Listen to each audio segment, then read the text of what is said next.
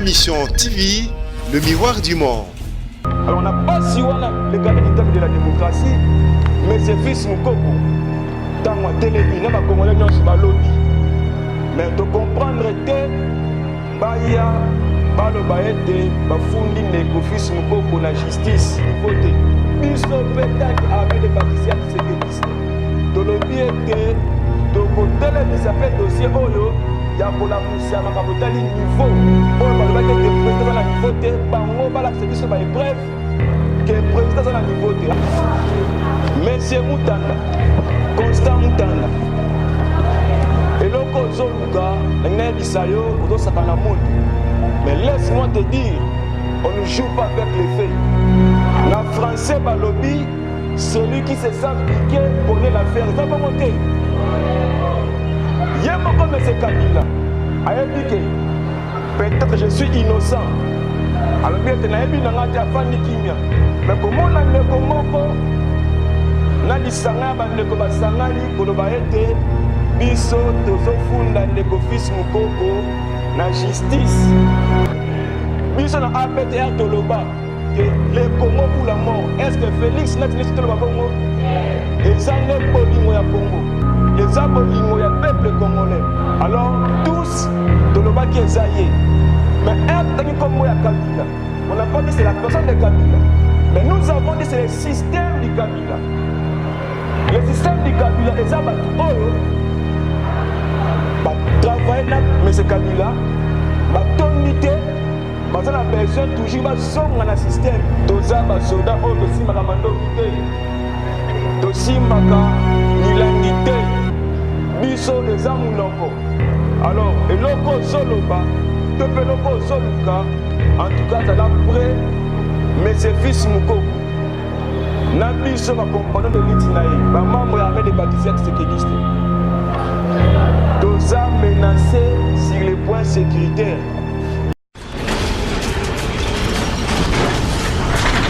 Ma Mission TV, le miroir du monde. ABT viva! Viva! ABT viva! Viva!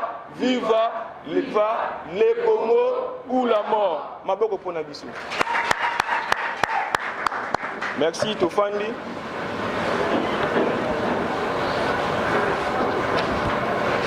Nous sommes aujourd'hui jeudi. Alors, la réunion d'aujourd'hui, nous aurons 2 points à l'ordre du jour.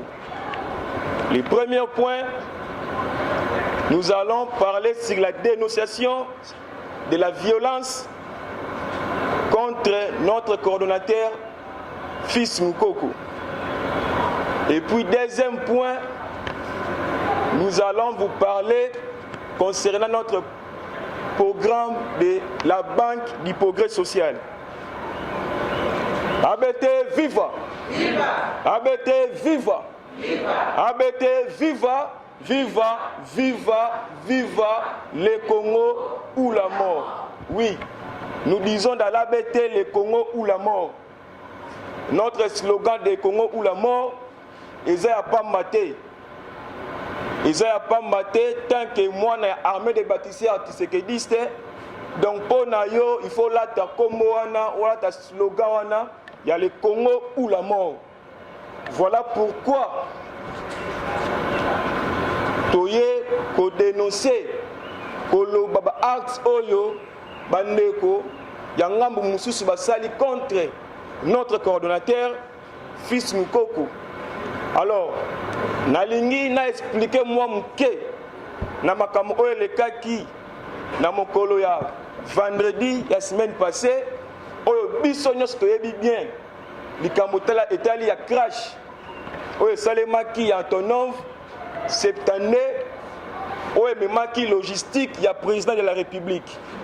Alors acte wana tango esalami, nous les bâtisseurs, nous les peuples congolais, nous les Congolais, nous avons pris la décision d'une façon spontanée de pouvoir se manifester en montrant à la population, en montrant au monde que nous ne sommes pas d'accord. Parce que Tomoni Mokondi Nabiso, son Excellence, mais c'est le président Félix Antoine Tshisekedi, le faiseur des miracles. Ou alors ça, le miracle pour le Congo, alors tout le monde que vie est commis en danger. Et puis tout le monde nous pouvons être aussi surpris. Il y a comme on a été, après service d'information, mon kondiamboka à Koufi.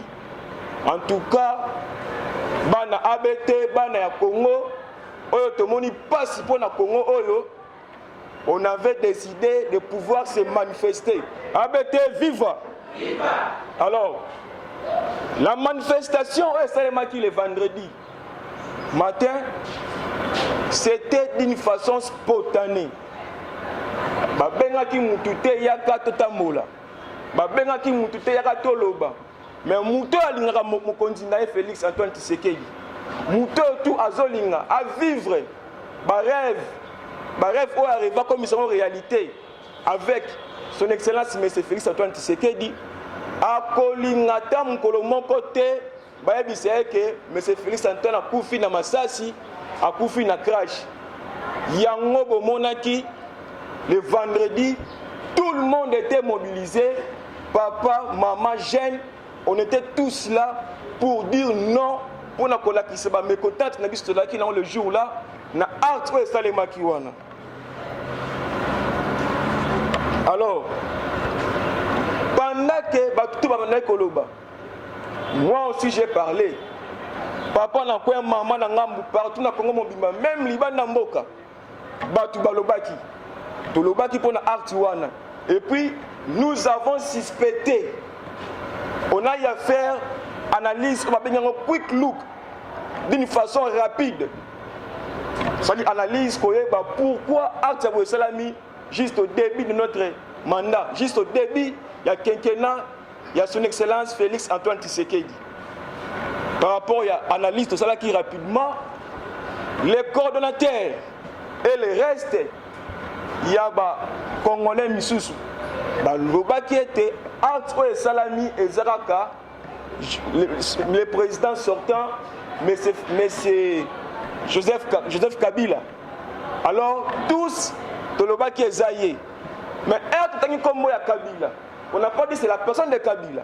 Mais nous avons dit c'est le système du Kabila. Le système du Kabila est Zabatu Oyo. Travailler avec M. Kabila, tonité, on a besoin toujours de un système. On a toujours un pouvoir. Pendant que tout le pouvoir est en coalition. Gouvernement est en coalition. Alors tout le monde qui est Batouana, baza tellement na batenya baza lokoso baza na bosenga bazonga yango ndeko fils Mukoko le gardien du temple de la démocratie oazali l'un des membres ya IDPS oazo défendre ba valeur ya IDPS tangwa tangi comme ya M. Kabila to comprendre te bandeko mususu et sali bango so ki ndenge nini na français balobi celui qui se sent piqué connaît l'affaire ça va monter. IDPS, viva! Viva! IDPS, viva! Viva! Ok. Alors, bandeko wana tango biso lobi to baki libanga ya molili. Yemo comme M. Kabila. Ayebi ke peut-être je suis innocent. Alors bien te nayebi nanga te afandi kimia. Mais comment ndeko moko na lisanga bandeko basangani koloba ete biso tozofunda ndeko fils Mukoko na justice. Or ndina lobaki ete libanga ya molili oyo atie ai ABT viva. Viva.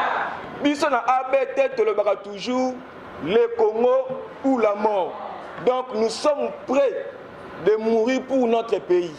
Nous sommes prêts de mourir pour l'intérêt du peuple congolais. Nous sommes prêts de mourir pour n'avoir bien à Congo.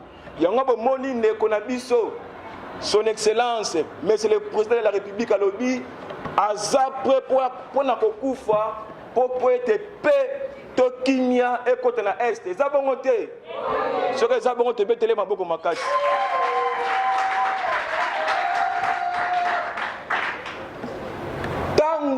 Le président de la République, son excellence Félix Antoine Tshisekedi, Era loba qui était je suis prêt à recouper pour na Congo. Est-ce que biso de Tineka loba bongo? Biso na ABTR toloba que le Congo ou la mort. Est-ce que Félix net loba bongo? Eza ne bolingo ya Congo. Eza bolingo ya peuple congolais. Eza bolingo ya intérêt na biso ya Congo. Tolingi to vivre ba rêve oyo tolotaka et comme réalité. Eza bongo te. Alors, comment on a wana na kombo ya Constant Mutanda oyo azui initiative ya kokende kofunda le coordonnateur Fils Mukoko, le coordonnateur national de l'armée des bâtisseurs tshisekidistes oyo azo défendre oyo aza comme les défenseurs, les gardiens du temps, défendre ba valeur nyonso ya Congo, ba valeur ya IDPS. Ce que ça bon te betele maboko makasi. Alors, Fils Mukoko, tant que gardien du temple de la démocratie, le vendredi, et l'on a ba Congolais nyonso, balakisi ete toza d'accord te na art oyo esalami ya kobeta to ya kokweyisa to ya kobungisa avion oyo ememi logistique ya président. Na yango na susi wana na kosenga na biso nyonso totelema 1 minute. On a bandeko bakufi les jours wana.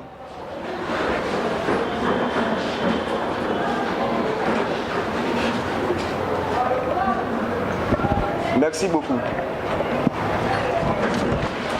Bandeko o bakufi na avion wana baza ba Congolais du sang. Baza bandeko na biso ba Congolais. Et ça li passe komona papa ke musala na tongo azongi na ndako te akufi. Bana bakomi ba orphelin, ba orpheline. Ba maman bakomi ba veuve. Oyo biso to telema lelo posunga bandeko ba maman veuve o te moni charge pour la veuve za mukumba makasi. Eza problème makasi. Mais bandeko misusu ba sepeli ete ba kotisa ba maman misusu comme ba veuve. Bana ba comme ba orphelin ba orpheline. Alors on n'a pas si wana le garder du temple de la démocratie, mais c'est Fils Mukoko. Tangwa telemi na ba Congolais nyonso ba lobby. Mais to comprendre te baya baloba ete ba fundi ndeko Fils Mukoko na justice. En tout cas eloko wana biso pe tant que armée des bâtisseurs tshisekidistes et le reste ya ba Congolais nyonso tozo telemela batu wana. Ba bosani ete kaka bango wana baloba ete notre faiseur des miracles d'aujourd'hui, son excellence Félix Antoine Tshisekedi, baloba ete azala niveau T. Niveau nini obango bazoluka. Son excellence Antoine Tshisekedi na niveau ko kazana ngwana aye appliquer article ya constitution oyo et pesa ki ningisa ete mwana nyonso atanga classe ya ofele. Eza bongo te. Parce que mutu aboye niveau nini bozoluka. Ba finga ete azana niveau te. Azana niveau te ko diriger moka. Tant tozo mona asali tourner na e. Aye na 1 milliard de dollars ya ofele ya ko defate. Ba pese ba bino ozana idée ya malamu, ozana volonté politique. Zwa 1 milliard oyo bakisa. Est-ce que c'est 50 et 50? Alors, bango batu bazalaki na ba niveau.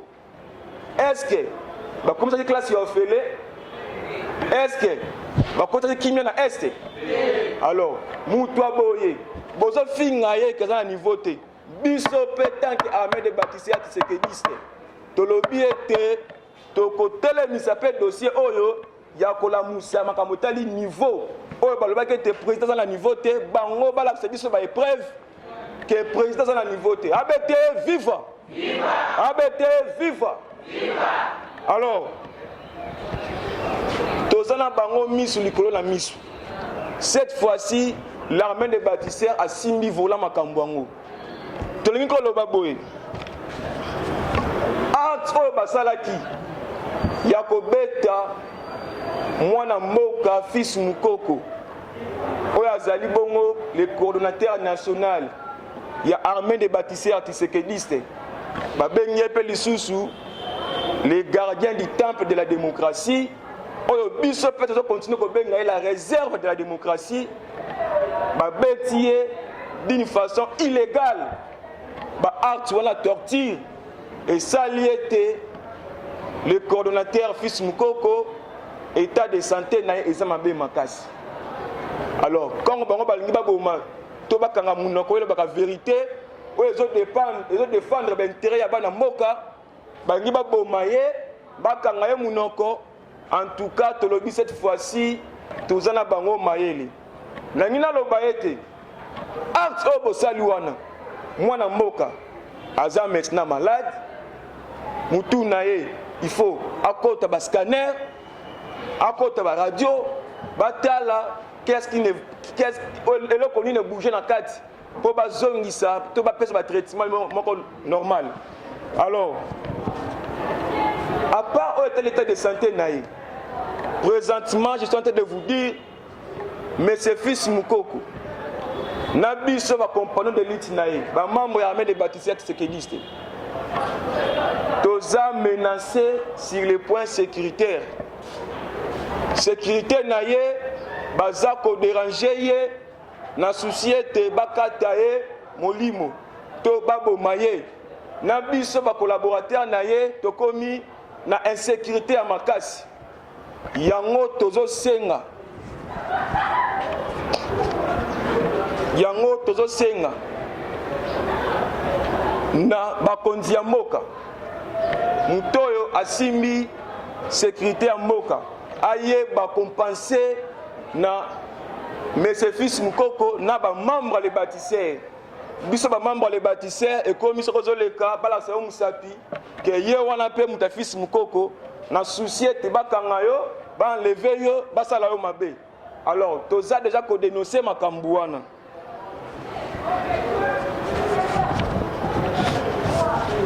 Monsieur Moutanda, Constant Moutanda, et loko zoluka, l'engné bisayo, ozo sakana moto. Mais laisse-moi te dire, on ne joue pas avec les faits. Je te dis, on ne joue pas avec les faits. Yo ozolo baete, Fils Moukoko, Azako sala eloko moko, to structure na ye to. Association na ozo sunga ba mama veuve ozo sunga bilenge ozo sunga ba papa na ko se prendre ou qu'on se prendre en charge oyo papa le baki prenez-vous en charge azo pesa ba maté comment maman papa ko se prendre en charge azo pesa ba stratégie comment lutter contre la pauvreté, comment dénoncer la corruption et la fraude, comment mettre des mesures de prévention pour lutter contre tout ce qui est anti-valeur. Yo zolo baete mais c'est Fils Moukoko alingi asa la structure to association nae o babengi bongo na français polimbisi muke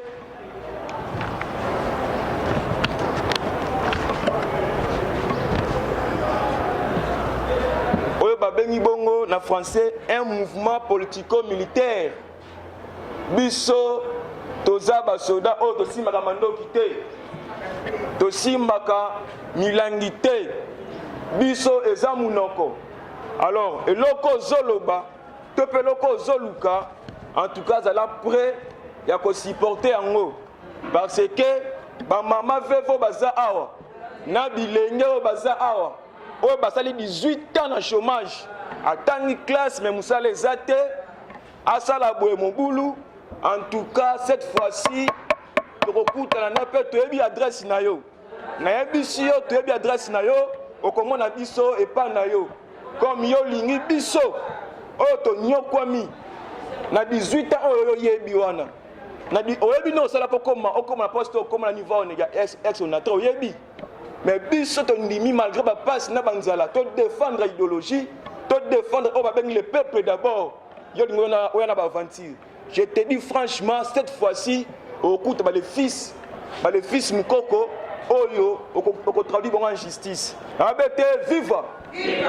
Abete viva! Viva! Ma mission TV, le miroir du monde.